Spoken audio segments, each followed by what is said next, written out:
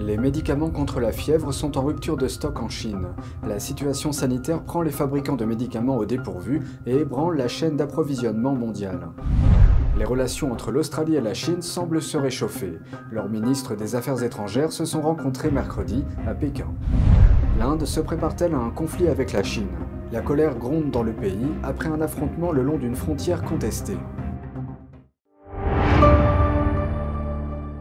Bienvenue dans Regard sur la Chine. Avant de commencer, je vous invite à vous abonner d'avance à notre nouvelle chaîne Regard sur la Chine NTD, car en janvier, nous allons déménager de chaîne.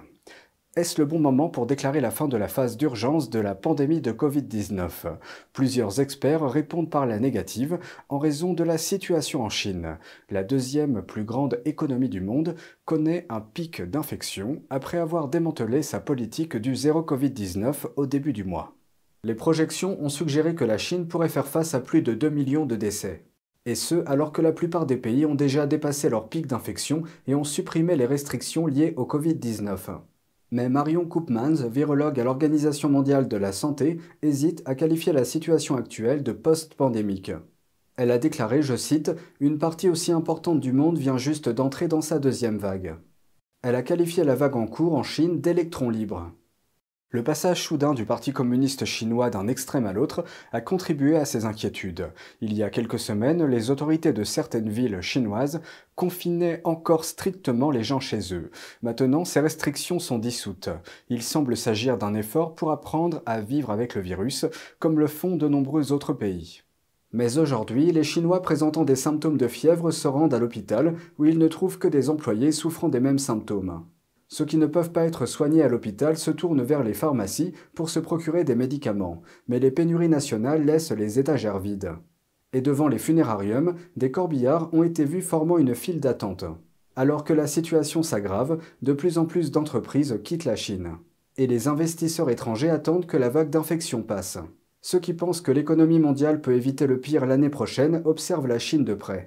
Des questions subsistent quant à savoir si l'assouplissement des restrictions de la Chine aidera l'économie à long terme ou non. Le Covid-19 frappe durement en Chine et des millions de personnes luttent pour trouver un traitement. Dans de nombreuses villes chinoises, les pharmacies ont épuisé leur stock de médicaments contre la fièvre et le rhume.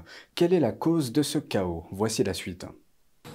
Une partie de la raison est le revirement soudain de Pékin dans sa politique sanitaire qui a pris de nombreux fabricants de médicaments au dépourvu.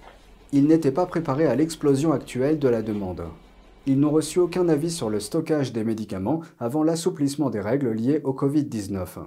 Mais même avant le changement de politique, les stocks de médicaments contre la fièvre étaient déjà faibles en Chine.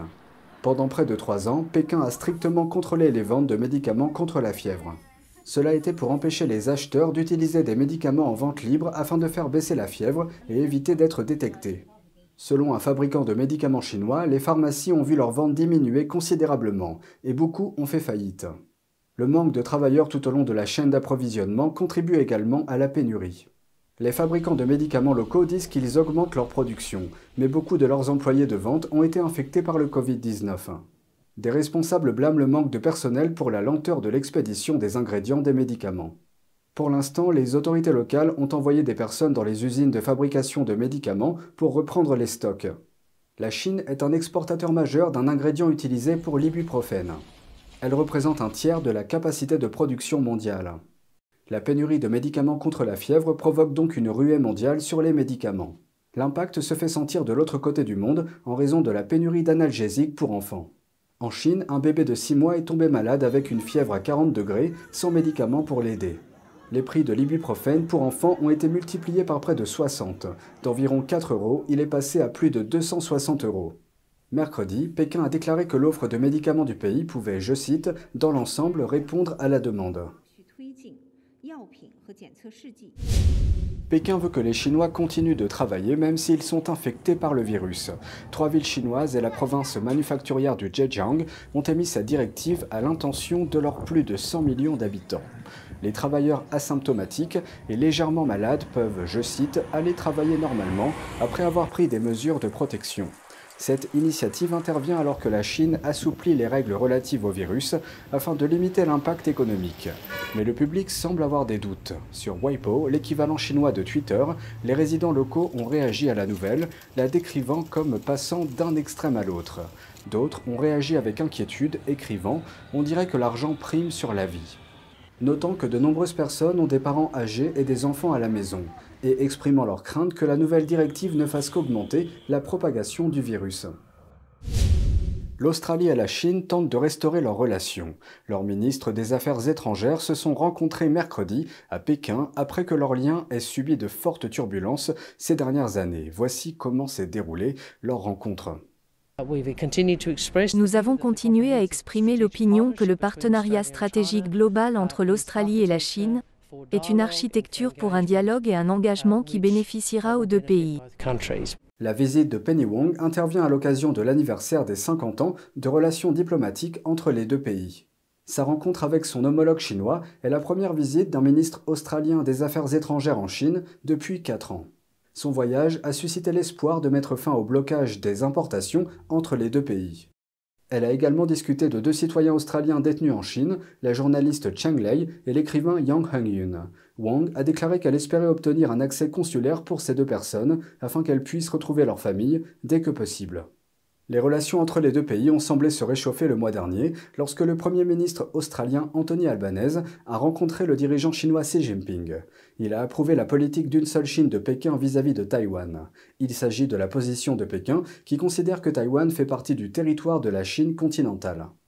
Les relations entre les deux pays se sont détériorées après que le précédent Premier ministre australien, Scott Morrison, a demandé une enquête indépendante sur la pandémie de Covid-19.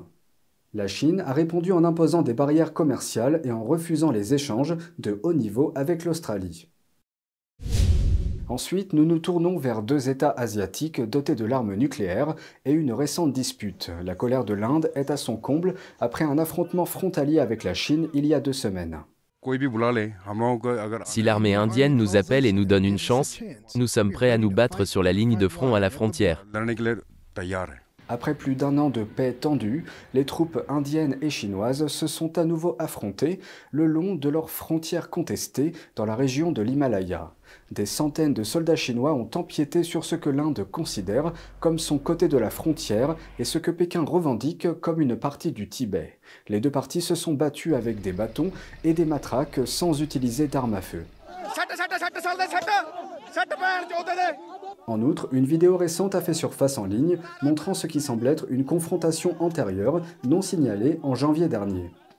L'Inde est maintenant en émoi. Ce week-end, la marine du pays a mis en service ce qu'elle appelle le plus puissant navire de guerre indigène. C'est un destroyer furtif à missiles guidés.